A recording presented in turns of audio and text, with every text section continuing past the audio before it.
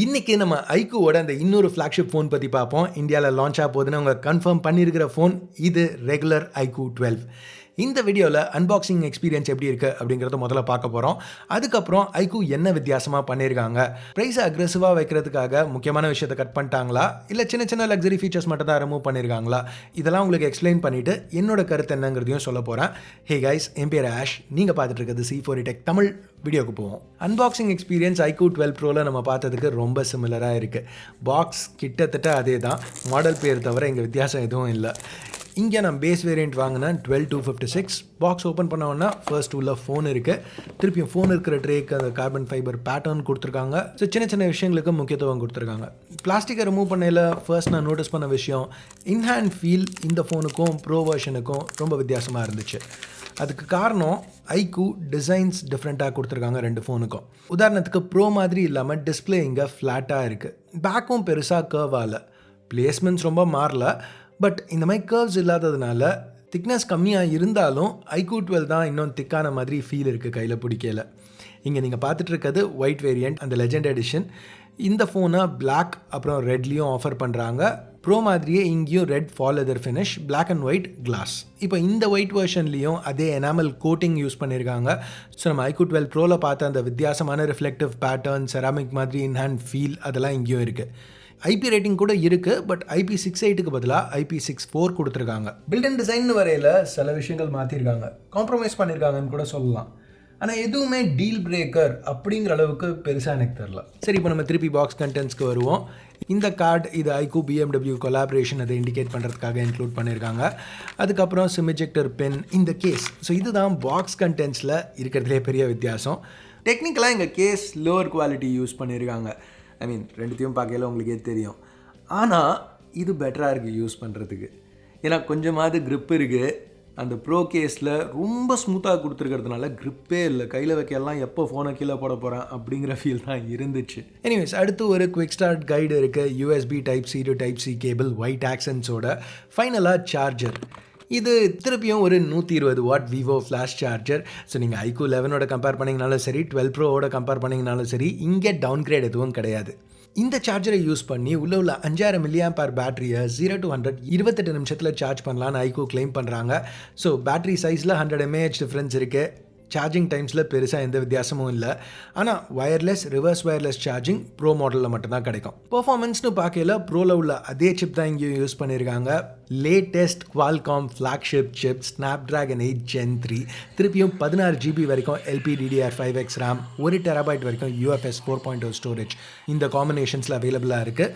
Note பண்ண வேண்டிய விஷயம் என்னென்னா, எல்லா ப்ரோ மாடல்ஸ்லையுமே 16 GB RAM இருக்குது. இங்கே பேஸ் மாடலில் மட்டும் 12 GB தான் RAM.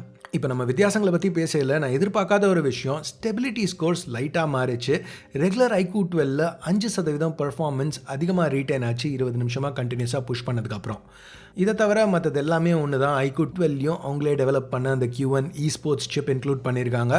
So super resolution, low latency, frame insertion இந்த மாதிரி ஆப்ஷன்ஸ் இதுலேயும் அவைலபிளாக இருக்குது. பேசிக்காக GPUவை ரொம்ப புஷ் பண்ணாமல் கேம்ஸை ஸ்மூத்தாக ஹையர் ரெசல்யூஷன்ஸில் ரன் பண்ண முடியும். நான் ட்ரை பண்ண கேம்ஸ் எல்லாம் நல்லா தான் ரன் ஆச்சு. இது நம்ம எதிர்பார்த்த விஷயம் தான். 8 Gen 3 நல்லா தான் ரன் பண்ண போகுது. பட் ஃபோன் அதிகமாகலாம் ஹீட் ஆகல. ப்ரோ எப்படி இருந்துச்சோ அதே மாதிரி தான் இருக்குது. இப்போ டிஸ்பிளேன்னு வரையில் மற்ற பிராண்ட்ஸ் மாதிரி இல்லாமல் கொஞ்சம் வித்தியாசமாக பண்ணியிருக்காங்க iQOO. நார்மலாக பார்த்தீங்கன்னா ரெகுலர் வெர்ஷனில் சின்ன சைஸ் டிஸ்பிளேஸ் யூஸ் பண்ணுவாங்க பிராண்ட்ஸ். பட் iQOO இங்கே 12 ப்ரோ ரெண்டுத்துக்கும் ஒரே சைஸ் டிஸ்பிளே தான் யூஸ் பண்ணியிருக்காங்க, 6.78 inches. அது மட்டும் இல்லாமல் வேறு சில சிமிலாரிட்டிஸும் இருக்குது. உதாரணத்துக்கு HDR-க்குள்ள பிரைட்னஸ் பீக் இங்கேயும் 3000 nits தான். இதுவும் ஒரு 144 Hz OLED பேனல், LTPO சப்போர்ட்டோட. ஸோ அதே பேனல் தான் இங்கே யூஸ் பண்ணியிருக்காங்களான்னு கேட்டிங்கன்னா இல்லை. அப்போ வித்தியாசம் என்ன? iQOO இங்கே எதை கட் பண்ணியிருக்காங்க? வெல், ரெசல்யூஷன் கம்மி, 1.5K. ஆக்சுவலான HPM, அதாவது அவுட்டோர் பிரைட்னஸ் லைட்டாக கம்மி. இன்னும் டெக்னிக்கலாக பார்த்தா ப்ரோ பேனல் சாம்சங்கோட E7, இது ஒரு சைனீஸ் மேனுஃபேக்சரர் விஷன்னாக்ஸோட VM7. மற்றபடி ப்ரோ பேனலில் எட்ஜஸ் கர்வ் ஆகும், இது ஃப்ளாட்டாக இருக்குது. வெல், இதை ஒரு டவுன்கிரேட்னு கூட சொல்ல முடியாது, ஏன்னா நிறைய பேருக்கு ஃப்ளாட் பேனல்ஸ் தான் ப்ரிஃபரன்ஸ். உங்களை பொறுத்த வரைக்கும் எந்த மாதிரி டிஸ்பிளேஸ் பெட்டராக இருக்குது, ஃப்ளாட்டா இல்லை கர்வ்டா?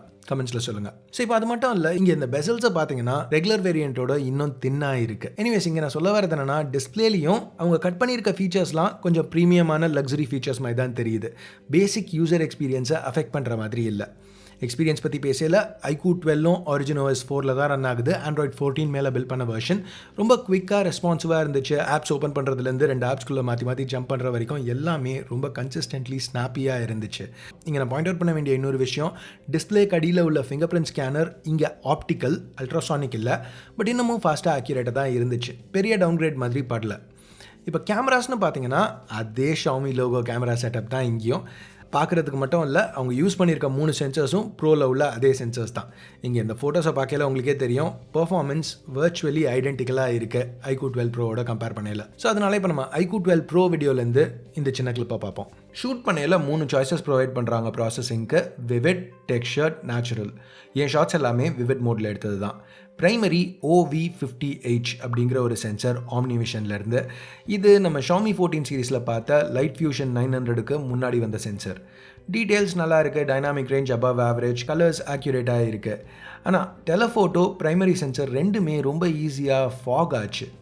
இப்போது நான் அவுட்டோர்ஸ் -2 -3 டிகிரிஸில் ஷூட் பண்ணிக்கிட்டு இருந்தேன். என் லைஃப் ஃபுல்லாக மெஜாரிட்டி நான் இருந்திருக்கிறது சென்னை, இல்லை அப்பப்போ துபாய். ஸோ 0 டிகிரிஸ்க்கு கீழே நான் இருந்தது கிடையாது. உங்கள் யாருக்காவது இந்த டெம்பரேச்சர்ஸில் ஷூட் பண்ணி எக்ஸ்பீரியன்ஸ் இருந்துச்சுன்னா மற்ற ஃபோன்ஸ்லேயும் இந்த இஷ்யூஸ் பார்க்குறீங்களா, இல்லை நான் யூஸ் பண்ண அந்த 2 ஃபோனில் மட்டும்தான் இந்த பிரச்சனைகள் நோட்டீஸ் பண்ணியிருக்கேனா? அந்த ஃபாகிங் பிரச்சனை iQOO 12ல் இன்னும் மோசமாக இருக்குது. இங்கே பார்த்தீங்கன்னா பிரைமரிலையும் டெலஃபோட்டோலையும் ஃபாக் பில்டப் ரொம்ப குவிக்காக இருந்துச்சு. 12 ப்ரோவோட இன்னும் ஹெவியாக இருக்குது. இதை எல்லாரும் ஃபேஸ் பண்ண போகிறதில்ல. ஏன்னா நான் ஷூட் பண்ணையில் ரொம்ப கோல்டான டெம்பரேச்சர், வெளியில் பனி இருந்தது. 0 டிகிரிஸ்க்கு கம்மியான டெம்பரேச்சரில் தான் ஷூட் பண்ணிட்டு இருந்தேன். எனிவேஸ், நம்ம அந்த கேமரா கிளிப்பை கண்டினியூ பண்ணுவோம். சரி, இப்போ நம்ம லோ லைட் பர்ஃபார்மன்ஸ்னு பார்க்கல iQOO 12 ப்ரோ கொஞ்சம் பிக்சல் மாதிரி பிரைட்டான லுக்கை ப்ரையாரிட்டைஸ் பண்ணுது ரியலிசமோட. ஸோ இங்கே இந்த iPhone 15 Pro Maxோட சைட் பை சைட்ஸ் பார்க்கல நான் என்ன சொல்கிறேங்கிறது உங்களுக்கு இன்னும் ஈஸியாக புரியும். சீன் லைட்டாக வார்மாக இருக்குது, ப்ளஸ் ஓவரால் பர்ஃபார்மன்ஸ் இம்ப்ரெசிவாக இருந்தது. 15 Pro Maxக்கு இவ்வளோ காம்படிஷன் கொடுக்குங்கிறத நான் எதிர்பார்க்கல. அஃப்கோர்ஸ் ஷார்ட்ஸ் 15 Pro Max அளவுக்கு குவிக்காக எடுக்கல, பட் ஸ்டில் ரொம்ப இம்ப்ரெசிவ். செகண்டரி அல்ட்ரா வைட், இது இன்னொரு ஒரு 50 மெகாபிக்சல் சென்சர், சாம்சங் JN1. இந்த சென்சரை நம்ம பல ஃபோன்ஸில் பார்த்துட்டோம். யூஸ்வலாக நல்லா பர்ஃபார்ம் பண்ணும், இங்கேயும் நல்லா தான் பர்ஃபார்ம் பண்ணுச்சு. நோட் பண்ண வேண்டிய ஒரு விஷயம், கலர்ஸ் பிரைமரிக்கு பெருசாக அவங்க மேட்ச் பண்ணல. 3வது சென்சர் இதுவும் ஆம்னிவிஷனோடது தான்.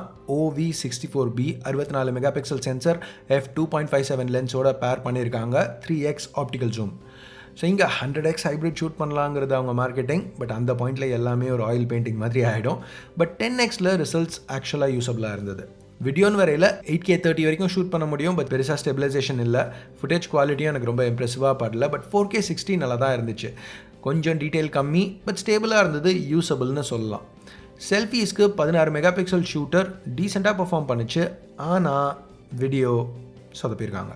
1080/30 தான் மேக்ஸிமம். 2023 Snapdragon Gen 3யோட வர ஃபோனில் 1080/30. இப்போ ப்ரைஸிங் பற்றி பார்க்குறதுக்கு முன்னாடி ஸ்பீக்கர்ஸ் ஏற்கனவே நீங்கள் பார்த்துருப்பீங்க. இந்த ஃபோன்லேயும் ஸ்டெரியோ ஸ்பீக்கர் செட்டப் இருக்குது. சவுண்ட் ப்ரோ அளவுக்கு இங்கேயும் நல்லா இருக்குது.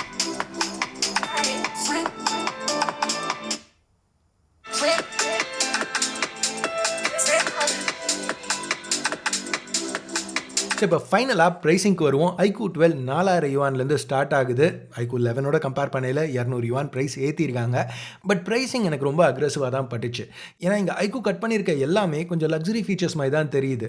ஆக்சுவலாக எக்ஸ்பீரியன்ஸ் அஃபெக்ட் பண்ணுற ஃபீச்சர்ஸ் மாதிரி தெரியல. IP68க்கு பதிலாக 6.4, அல்ட்ராசானிக்கு பதிலாக ஒரு ஆப்டிக்கல் ஸ்கேனர், கர்வ் 2K பேனலுக்கு பதிலாக ஒரு ஃப்ளாட் 1.5K பேனல், அதே 120 வாட் சார்ஜிங், வயர்லெஸ் சார்ஜிங் இல்லை. ஸோ இங்கே அக்ரெசிவான ப்ரைஸை ரீச் பண்ணுறதுக்கு கரெக்டான விஷயங்களை கட் பண்ணியிருக்க மாதிரி எனக்கு தெரியுது. ஸோ இந்த iQOO 12 ஒரு டவுன்கிரேடட் ஃபோன் மாதிரி இல்லாமல் ஒரு சாலிட் ஃப்ளாக்ஷிப் அப்படிங்கிற ஃபீல் தான் எனக்கு இருக்குது. ஸோ அடுத்த மாதம் இது இந்தியாவில் ஒரு ரொம்ப இன்ட்ரெஸ்டிங்கான லான்ச் மாதிரி தான் இருக்கும்னு நினைக்கிறேன். நீங்கள் என்ன நினைக்கிறீங்க? கமெண்ட்ஸில் சொல்லுங்கள். வீடியோ பார்த்ததுக்கு நன்றி. Have a nice day. By.